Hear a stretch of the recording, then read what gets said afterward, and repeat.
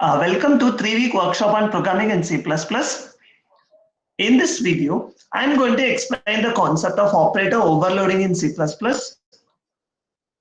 I think maybe you know that there is a compile time polymorphism is classified into two types. One is a function overloading and operator overloading. We know that it's a overloading means that you are we are giving the ability to the function to do more than one task. So the compiler can predict at the time of compilation that this is the function is going to execute. At the time of compilation, this is to predict it.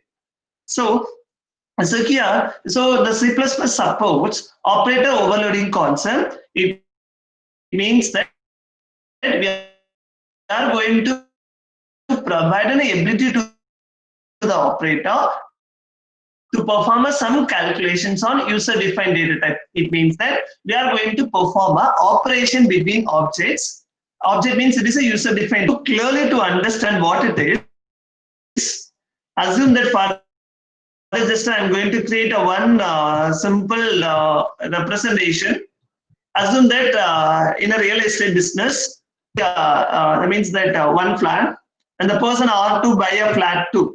So just we are going to represent a one class to represent this flat information. So that just I will go with just I'm going to execute it with the help of I'm going to design some class to execute these basic things.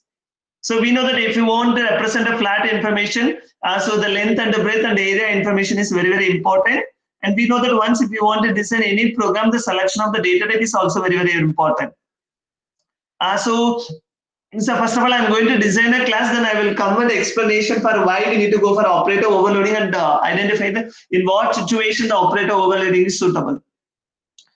So if you go with that, just I'm going to just let us take one simple example for a flat information. So once we know that it is a flat information in the form of flat, maybe a rectangle forming.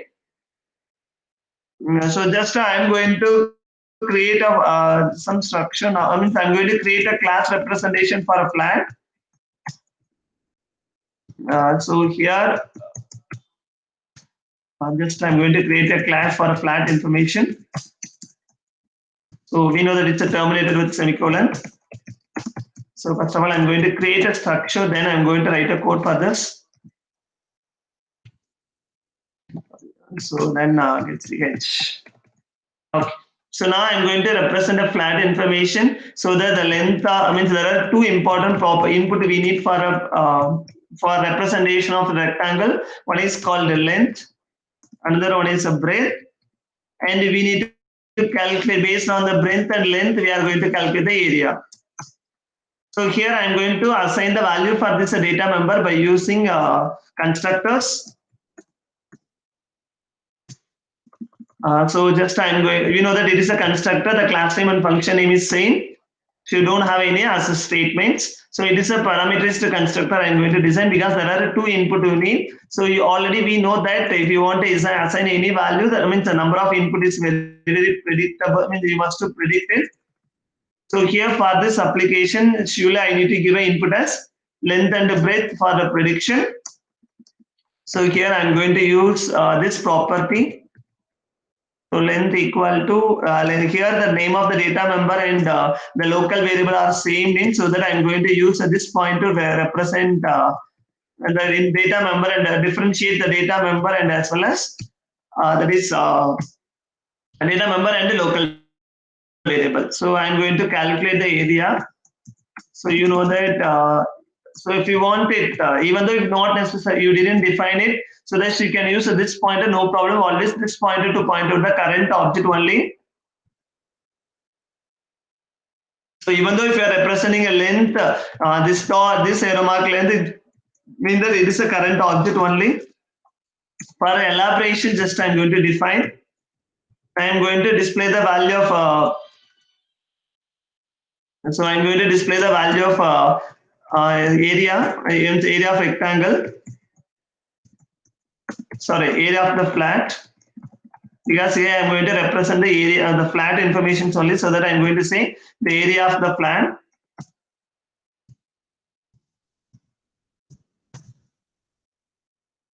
So now the class over. Just run compile. Is there any error message? But still now I didn't allocate any memory for this. So then no errors. Okay. Now I'm going to create a objects. So flat R1 4.3 and 5.6. Some values are given. Flat R2. Come off. So like that I'm going to give it. But you know that there is a type conversion. Because our data type is a float, but we know that if you are representing a number, the default data type for the fractional number is double, but if it is a float, so that we have to convert a double into float, or otherwise we can specify explicitly. So it means that I'm going to refine F. So it is F. It means that it is float. If you're not representing the default data type is in double, so that we need to convert a double into float because I have only one parameter is the constructor. It represents only the float. So otherwise the type conversion will take automatically. Then maybe the loss of information is possible. But here I didn't specify anything. So here for the second case also integer to float type conversion is possible. But if you go for Java and all, it is 60 sensitive, so that it must match with the exact data type. Otherwise, it won't work. The type conversion won't work for it's a type means automatic type conversion. Now you have to compile. So no error. Just I'm going to run it. You display the area of the two objects. One object 24.08, another one is a 12. That is a square meter. For assume that these are meter means it is a square meter. Okay, so I'm going to show it with the help of how it will execute. So by pressing F7, so it is the object creation. So in between there is a parenthesis because so that it is a constructor will be invoked. So some values are passed so that it invoke parameter is the constructor. Second one is also parameter constructor. Now it call the method to calculate the value of length, area by using that the area of R1 values and R1 object length and breadth value to calculate the area. Same way now the current object is R2, so that by using that value of this R2, the length of the R2 object and the breadth of R2 object, the area will be calculated and it will be recorded in R2 itself because these are all data members. Just display the value of this area of this R1 object and as well as it will display the area of R2 object also. So now it's okay. So like that it will work. Okay, now come to this our discussion. So now we know the area of these two objects R1 and R2, but assume that the person agent buys the value by those two flats. So now he wants to know how many square feet, how many total square feet he have for the both flat. So then he has simply writing as z equal to R1 plus R2. But if you are representing like that, compiler won't make an error message. That's illegal operation because R1 and R2 is a user-defined data type. So we know that arithmetic operator is only applicable for primary data type, and especially it's applicable for integer. Numbers. It may be a character or a float or a double or maybe an integer. Only for these four categories it will be applicable. But for this case, it have R1 plus R2. Here R1 is a user-defined data type. It means that it is an object, and also R2 is also an object. So that it is a very it's difficult to calculate the value. Means not possible to apply the operation between objects. Okay, let us try with this. Okay, so here it's a person. I want to find the value of R1 and R2. Now I'm going to compile. It makes an error message that it is an illegal structure operation. Because R1 is a user-defined data type, is also R2 is a user-defined data type, so that it is unable to perform the operation. So in this kind of a situation, if this kind of situation exists in a particular programming language, then we have to prefer to go with operator overloading. Because we are going to apply the operation directly on the object, not for individual data members. So if you want to perform the operation on the object directly, so then you can go with operator overloading. So once if you want to perform operator overloading, so this is a syntax for operator overloading. One is a return type followed by the keyword operator. Operator is a keyword indicates that you are going to perform overloading, operator overloading, and what is the symbol you are going to overload, and you are going to define the number of arguments. Clear? Then you have to define what is the operator, means operation you want for this object, means for the concept. Okay, so we know that there are two types of operators we have, unary operator as well as a binary operator. If it is a unary operator, and another important thing, this operator overloading function can be implemented in two ways. Either we have to use a member function, or otherwise we have to use friend function. So if you are using a member function, then there is no problem. Means a member function for unary operator, there is no argument neither. But if you are going to implement the concept of friend function, we need a one argument. Same way for a binary operator. So we need a one argument for unary operator. That means if you are defining the concept in as a member function, and if you are defining as a friend function, you need a two argument. Because why we need an extra one argument is, if you are a member function, the current object is before the dot. So that but in friend function, there is no need for any current object to invoke the method. So that we need another one more object. Clear? Okay. So the next thing is, it's a very, very important thing. So if you want to apply the concept of if you are applying the concept of operator overloading, especially for the binary case, minimum, for anything that the one operand of your operation must be an operator. Sorry, it must be an user-defined data type. So then only that the concept means the operator overloading concept will work. And here no need to specifically express anything, just you can define the corresponding operation between the object. Only the predefined object, only the few of the objects only supported operator overloading. In future we will discuss about what are the different kind of operators won't supported, means the not supported operator overloading. Okay, so now coming to the example. So here I'm applying the concept of R1 and R2. So here R1 and R2 as user-defined data type. So any one of the data type is a user-defined, then operator overloading will work. So you know that it is a here I don't have a return type. So but still for this case I don't have any equal operation here, so that there is no return type. Then followed by the keyword that is called operator.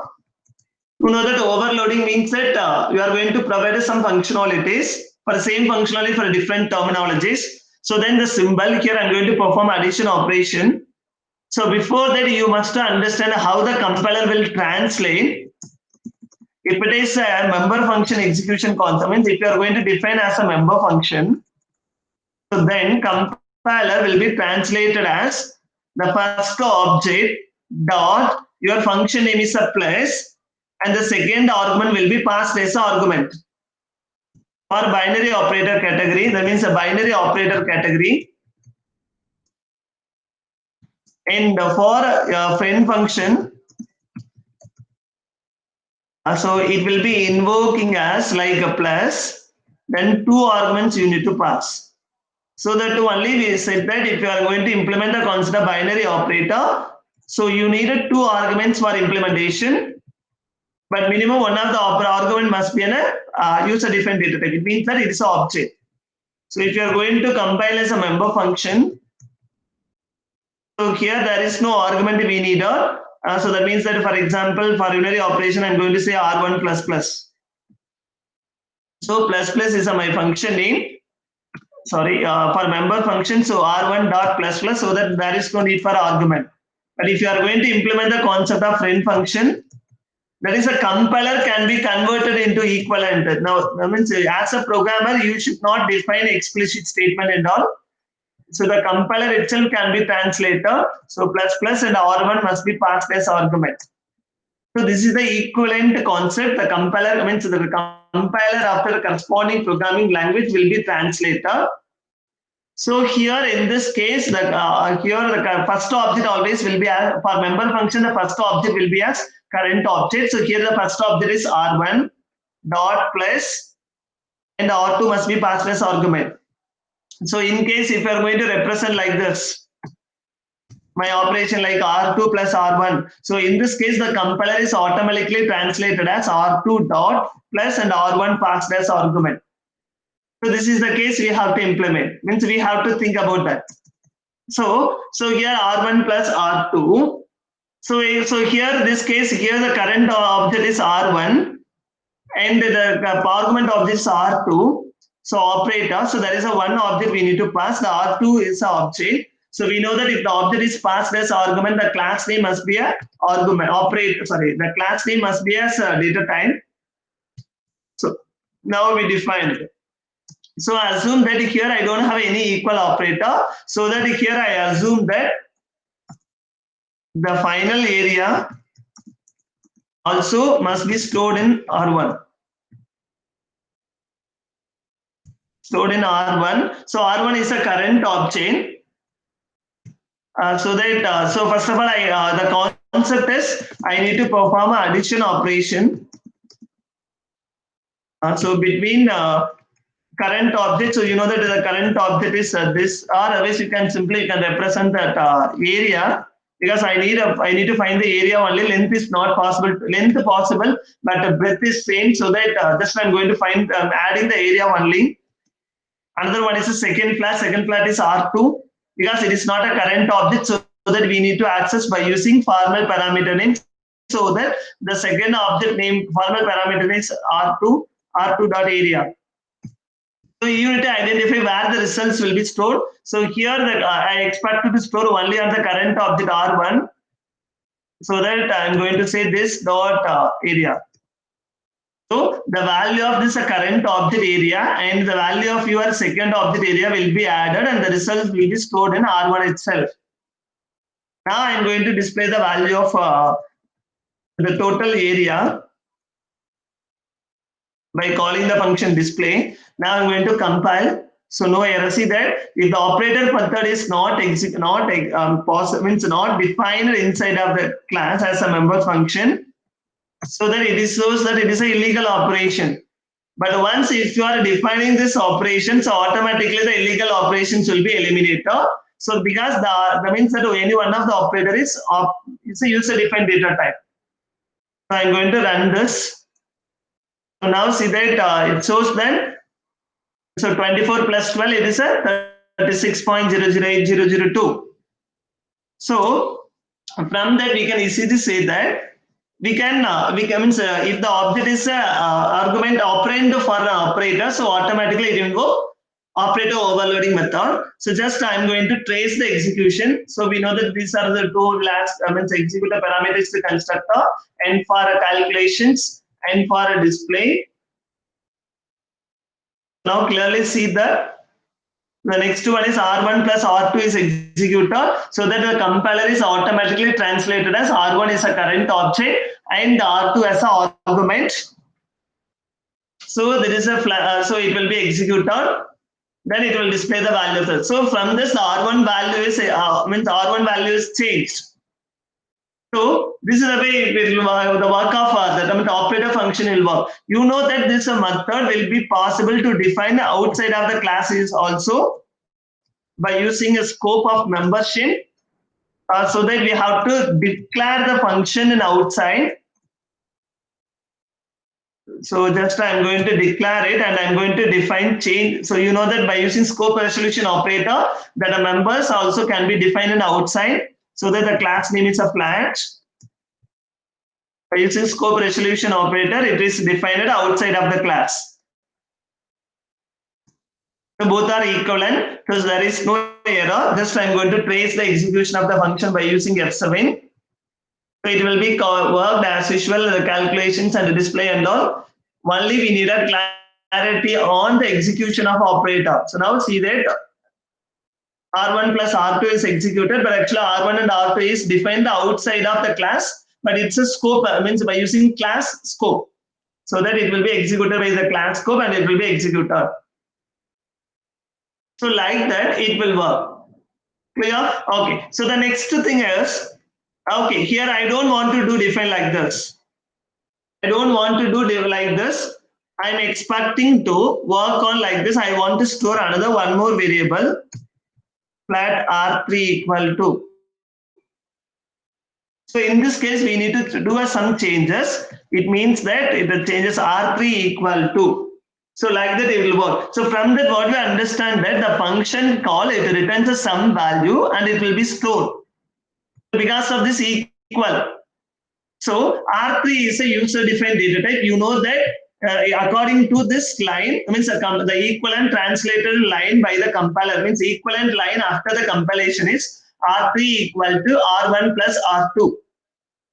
Yeah. So in this case, R1 means that the result of the calculation of this function execution. Please try to understand the calculation of this execution. Return some value, and it will be stored on the left side. So now you have to check what is the left side variable. It is a user-defined data type. So that this function also return user-defined data type. So here the user-defined data type is R3. R3 is an object for a flag. So that you have to return object as argument. It's an object as a return value. So that you know that if you are returning object as a return value, so that you have to the data type of your the data means of a return value is that class name. And you know that if the object is returned, then we have to create a one temporary object inside of the class, so that by using this operator, just we are going to define. So temp dot area equal to so current object plus R2 dot area. So now and finally we have to return it.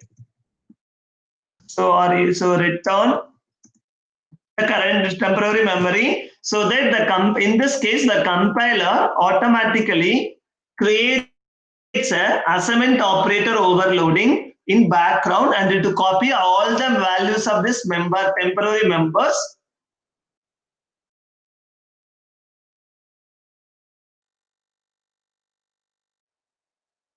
to the so we have to define a one default constructor. Surely it makes an error message because cannot mind a function for default constructor, because I didn't create anything here, so that it is a default constructor we need. So flat. So I'm going to define only empty constructor, and I'm going to define is a length equal to 0, because I don't know anything about that, so that I'm going to define as a 0. If you want, we can define by using operator overloading method. We'll discuss it later part. So now it's okay. So now instead of this R1 dot display, now the R1 is not updated because means that it will be stored on the temporary memory only, so that just we can check in.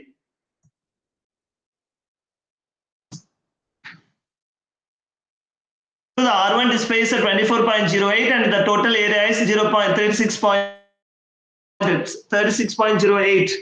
It will be stored only on R3, not R1. But here the current object is different thing. Yeah, it's a current object is different. But the thing is, the R3 only will store, because everything will be stored on a temporary memory. Clear? Okay. Now we have to change according to our expectation. The user defined means that the problem statement. According to the problem statement, the length will be changed, but the breadth will not be changed. So that what I need to do is, according to the problem statement, I do some modification. So temporary dot length equal to current object length. You know current object, and either we have to represent by using this pointer, or otherwise we can use the name of the data member itself. It always to point out the current object and the R2 length. So now the length of the object is updated. So we know that it is the length of the breadth is not changed because it's the same category. So that I am going to say it is breadth, or maybe you can assign any one of the breadth, or because both are same. Yeah, so now you can compile, and you are going to run this. It will work because still now I didn't calculate, I didn't display the value of the length and the breadth. If you want, you can display it. So see out. So length equal to length of the object, breadth equal to breadth. So now you have to compile. No errors, and I'm going to run it. So that for the first one, the length is 4.3 and 5.6, second one 3, 4, third one, again R1 we displayed, then R2. So length is updated, but the breadth is not updated according to the problem statement. Clear? Okay, so now here, just we are implemented the constant operator overloading by using normal, I mean say as a member function. So that if you are implementing as a member function, no issue. But if you are making as a friend function, if you are making as a friend function, this is for a member function. Our friend function, compiler is automatically translated as R3 equal to the function name and R1 and R2 is passed as argument. So this is the base, only based on the definition it will change. Other than that, there is no changes we need. Only we need to change this on a definition. So now the return type. So it is not in means that class scope. So that we have to remove the scope resolution operator, and there are two arguments. So in this case, no current object. So that you can say R1 current object will be replaced by the name of the objects.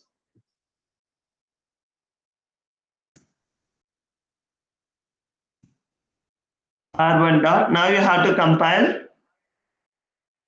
No error. Then I'm going to run this. It will work as usual thing.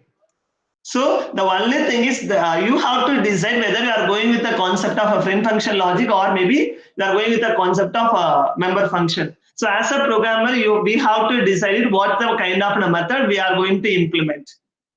Clear? But you cannot, it's not possible to define in both the category. You have to define only one possibility. So here I mentioned everything as a private, so that friend function is the best way, or otherwise the member function is also another one more possible way to do that. But if you need a private value, you can try to use a friend function also, but it is your choice. So this is the way the friend functions will work. Clear? So you know that I told that the compiler is automatically created in background temporary operator overloading, assignment operator overloading method to copy the members. The copy the members means that the copy the members of temporary memory to that R3. It only takes a copy, but it not take a reference. But in Java and all, it will take only the reference. Clear? So now you have some idea. So now I can recall once again. So if you want to perform an operation between user-defined data type, then we can go with operator overloading. So C++ supports operator overloading. So there are two types of overloading is possible, and also it will be predicted at the time of compilation itself. So that it is called it is coming under compile time polymorphism. So there are two types of overloading. One is a function overloading and operator overloading. So operator will be act as a function in, so that we call as operator overloading. So normally just you can specify the